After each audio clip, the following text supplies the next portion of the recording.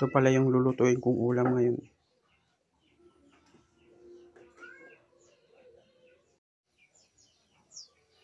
Lagay natin yung gata. Pakuluin muna bago ilagay yung mga ingredients.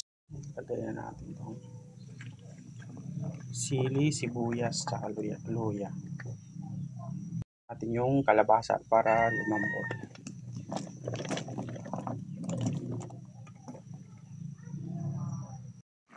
Malambot na yung kalabasa, lagyan natin ng magic sarap.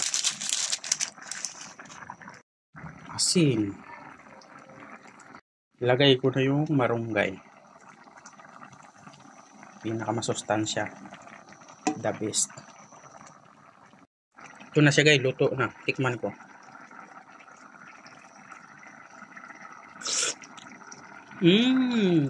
Sarap. Ito na pala yung niluto kong kalabasa. Oh.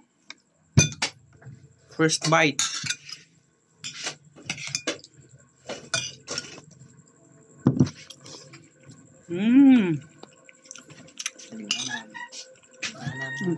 Nagnanam.